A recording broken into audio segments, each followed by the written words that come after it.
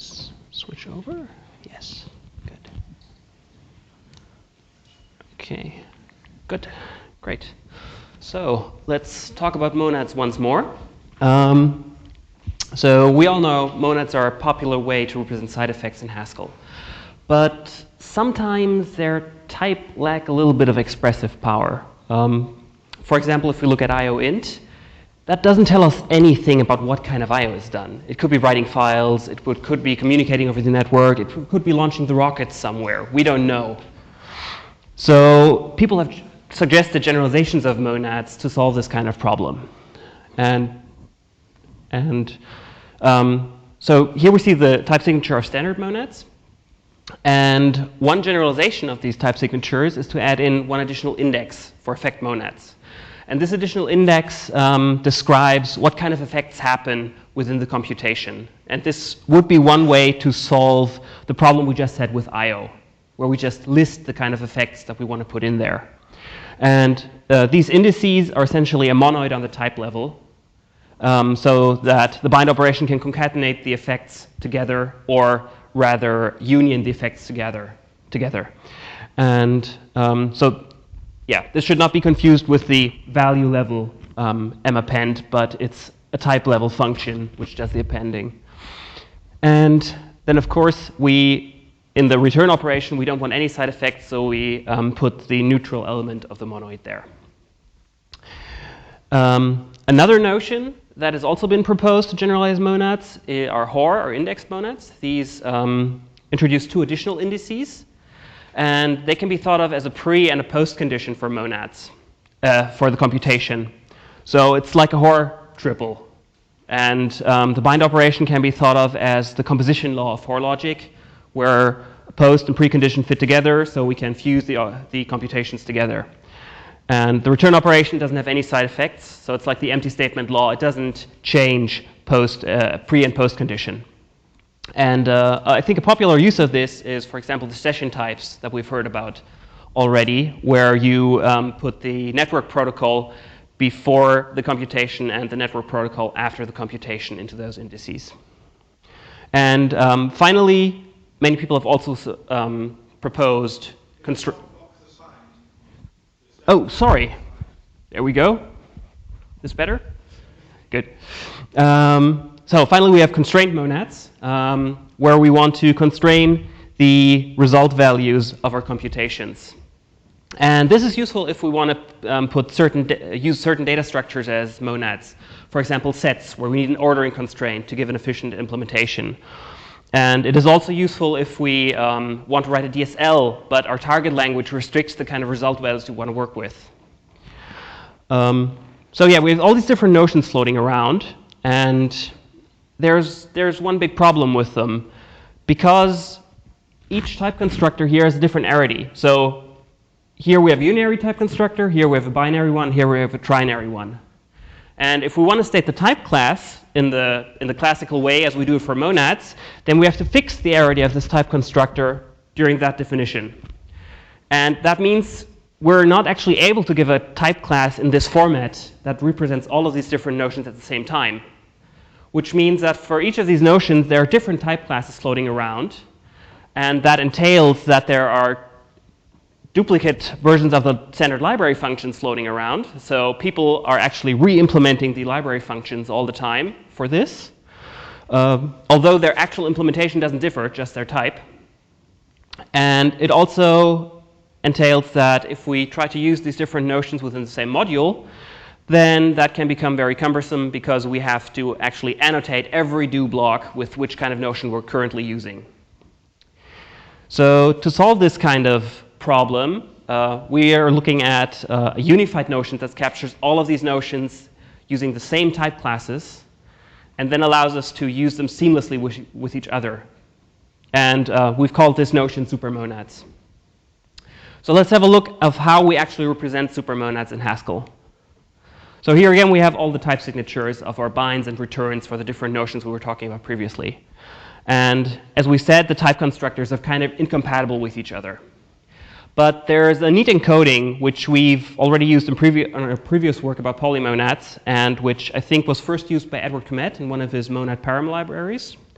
where he actually looked at the partial applications of these type constructors, which makes all of them unary again.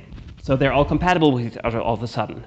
But of course, in the different positions of the bind, these type constructors do not fit together anymore. They're not the same type constructor anymore, which means we actually have to introduce 3 different arguments to our bind type class.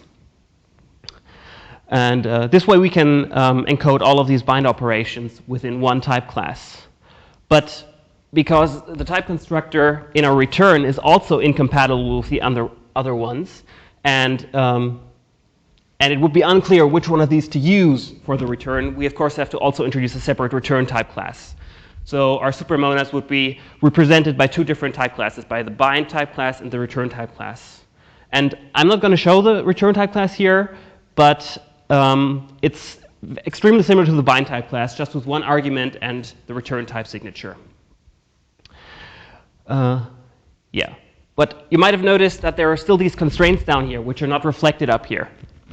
And we actually don't just need these kind of constraints on the result values, we also sometimes need constraints on the indices to ensure that they're behaving correctly. And to do that, we add in an associated type synonym of constraint kind. And we use that to individually specify which kind of constraints we need to use for a notion in each and every instance.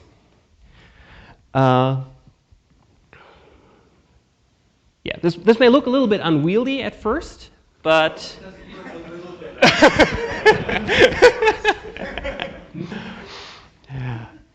but at least as long as we're using a concrete monad, there's no problem with this. It just hides in the background.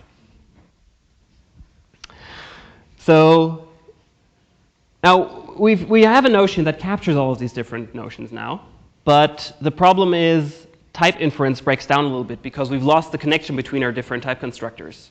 Before, we've encoded in the type that all of these are partial applications of the same type constructor, but that's not obvious to GHC or any compiler anymore, so it can't infer the types of these arguments anymore. And as a simple example of this, in this computation we just add 3 and 4 together, and it's obviously the main monad because we're working with just here. But if we ask, for example, GHC to infer the type for this, it will tell us that the type looks like this, and that it's actually ambiguous, because it doesn't know what to put into n here. And it makes sense that it infers this, because the second argument to our bind doesn't give us any hint of to what monad or type constructor we're working with there.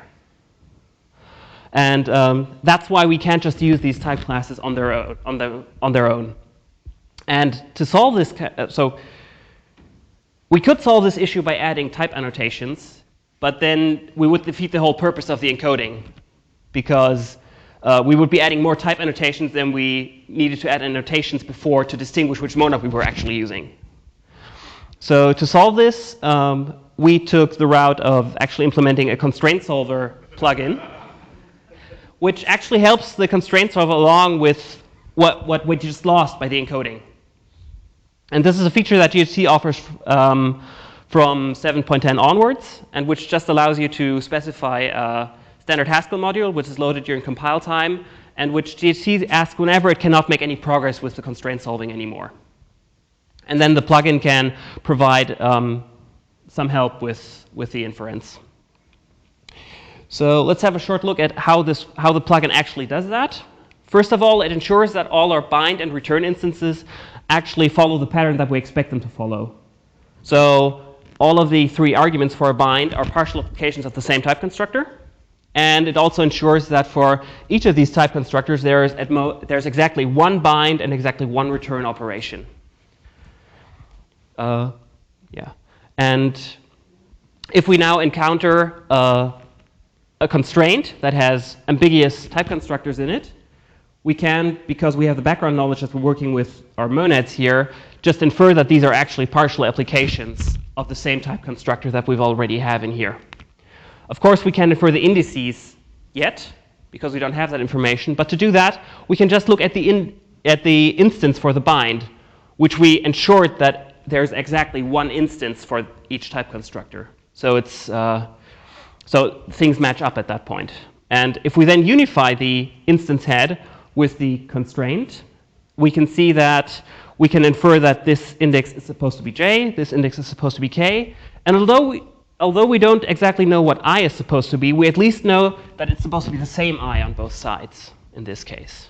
So this is all additional information we can give back to GHC, and which help GHC to actually type check all of the programs that previously worked with the other type classes. Yeah. And now we're going to come back to the constraints, which looked a little bit unwieldy. So it can be a little bit tedious when you're writing code that is polymorphic in the monad you want to use, because then you actually have to list them all because they can't be evaluated for you. And yeah, because for each computation you have to list all of the constraints for every single bind operation you're using and for every single return operation, which means a simple operation like void, which only uses one bind operation and one return operation, already requires us to list 4 constraints. And things become even worse if these bind operations involve different return values, because then you have to put several of these in there for every pair of return values as well. And yeah, the worst case scenario is you're writing a type class that is polymorphic in the type constructor, in the monad that you're using. Then you have to specify a way to list these constraints for every single operation of your type class. It is tedious, but it is manageable because GHC's error messages actually tell you which ones you're missing. So you don't have to manually infer them. GHC does that for you. You just have to add them manually. So this is actually a point I would really like to hear feedback from people if they know how we could manage to cope with this kind of complexity at this level. Don't do that. But then wouldn't it be nice if we had this unified notion that really works well? And it works really well if the type constructor you're using is explicit. Like if we're working with maybe, you don't see any of this. It just hides away in the background. So to ease the experimentation with this a little bit, we offer these without the return values as well. So that you can't constrain the return values then, but at least you don't have to list all of them for all of the different return values anymore. So aside of the supermonads themselves, the paper also looks at some case studies to verify that we actually restored the type inference we've lost, and to test the supermonad plugin with some larger examples. And we also provide a formalization of what we think supermonads are, and we show that these different generalizations of monads actually are captured by our notion of a supermonad. And in future, we intend to apply this technique to other notions of computation. Right now, we're working on applicatives, which works fairly natural for the encoding we were using already. And we're hoping that we can expand this to arrows in some way, but we're currently looking into that. And also, we, of course, would like to know what kind of the categorical foundations for the supermonad critter we're working with here is. And we also think we found a candidate, but we're currently looking into actually verifying that it is what we think it is.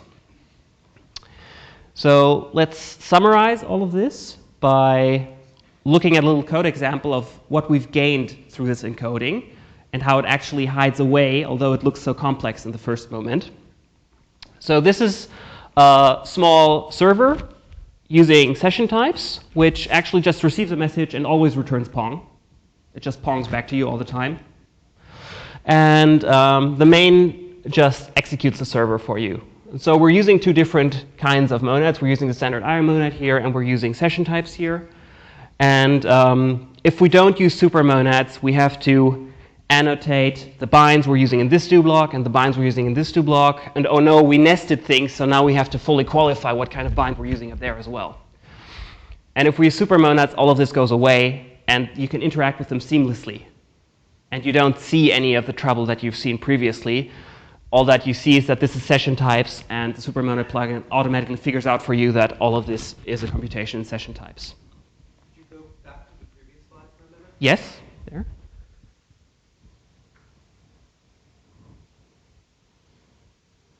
We're using rebindable syntax here, by the way, so that we can replace the bind operations with the specific monadic notion we want to use.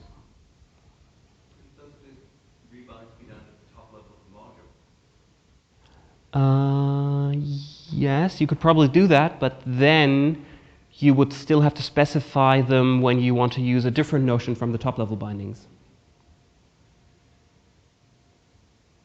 Does that make sense?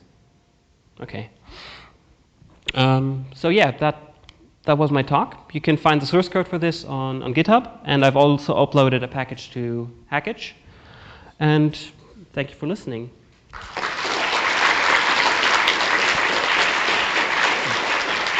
Yes, sir. Yes. Yes. Jamie.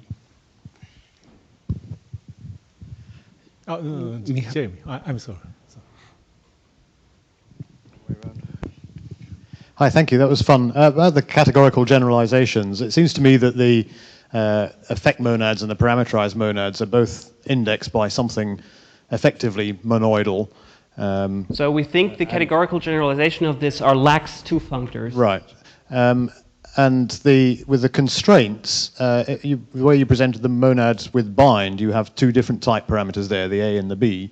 If you presented the monad just with the join instead, the equivalent way of presenting it, there'd only be one type parameter there, and that would look a bit simpler. So I encourage you to keep looking for the categorical commonality. That sounds like a very interesting possibility, actually. So we'll definitely look into that. Thank you for the suggestion. I suspect Phil's going to ask the same question.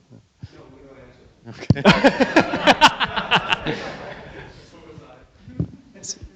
Michał Gajda, one short question. Yes. At the last slide, to better appreciate the complexity of your solution, how long would be these types that you hide? Because you told that you can hide the rebinding of the syntax, and instead you would need more type declarations, or is it just... So if we wouldn't use our plugin, then we would have to annotate types in almost every line or every second line here. Like we would have to annotate that this is actually a session type, and this is also, oh, well, here not, but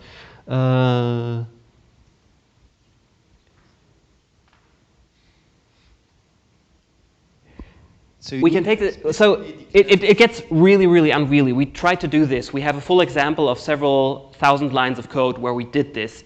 It's not pleasant. And you can actually look at that example because it's in the GitHub repository. So I can show you afterwards if you want to see it.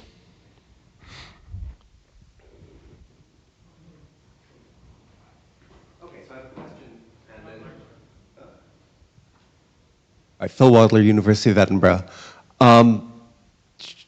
Right, so first of all, you were talking about all these different things you generalized, but you didn't mention Ross Tate's effectoids, and you didn't mention Mike Hicks' polymonads. Do you generalize those as well? Oh, the polymonads. We're not sure how the polymonads relate to this, but this captures more than the polymonads do, because the polymonads are limited to phantom indices as they are right now.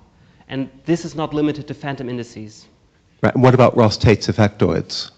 I am not very familiar with those. I will look those up. Yes, you should do. So the other thing is, regarding your answer to Jeremy's question, so we also have a concept which we were calling Supermonads. I want to thank you for stealing that name, because I had to come up with a different name therefore. But what we were looking at is what you began with, which was generalizing what you call effect monads, and everybody else calls it graded monads. Okay. And Bob Atkey's parameterized monads. So we have a construct that generalizes those categorically, and it is, as you said, a lax two functor sort of thingy. Yeah. So our suspicion right now is that all of them fit into this lax two functor structure.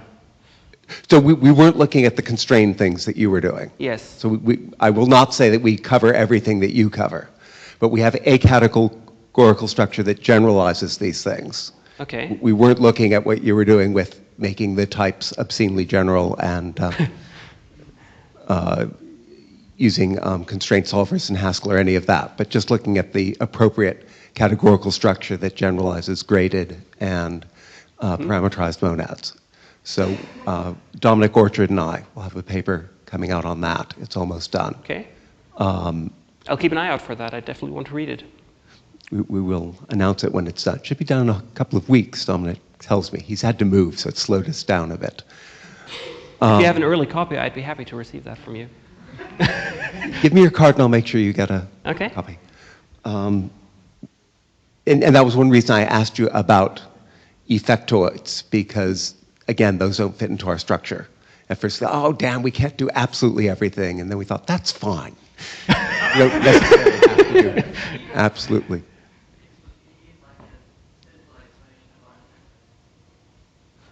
No. It's another obscenely general thing. But read Ross's paper. It's reasonably well written, the third or fourth iteration he did of it. Right, so we ended up, after following a suggestion of Bob Atkins, it turns out that we have the single indexing structure, which turns out to be a category. So these relate to, it turns out that these generalize monads in the same way that groupoids generalize groups. So we're calling them monadoids. Which is possibly horrible. But I do have a suggestion for a name for you. Okay. Right, you could call them obscenely general monads. I thought super implies that. No, he's not called obscenely general man. There's a reason for that.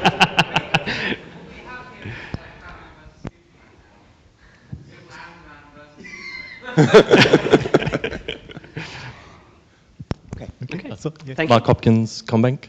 So I noticed there was one parameter on your bind signature which managed to remain unscathed. So, so there wasn't the A in bind. So there is an interesting notion of relative monads, which I don't think is captured here. So this is introduced by a paper by Oldenkirk, Chapman, and Ursula. I think monads need not be endofunctors. So we make some use of this at work. We've looked at those relative Wonder if you monads, and we haven't seen any practical applications of them, / the practical applications we have seen could be expressed this way as well. So that's why we didn't cover them in this work. Oh, okay. Maybe I need to squint at it a bit. So if you know any practical, like Haskell code that actually uses the relative monads to express things, I would really like to see that. Yeah, we're having a discussion at the moment on whether we have some code that uses relative monad, and we're considering refactoring it to not use it. But but at the moment it's still quite useful. So yeah. Okay. Yeah, talk afterwards. Thank you. Okay. So any other questions? Okay. So let's ask the speaker again.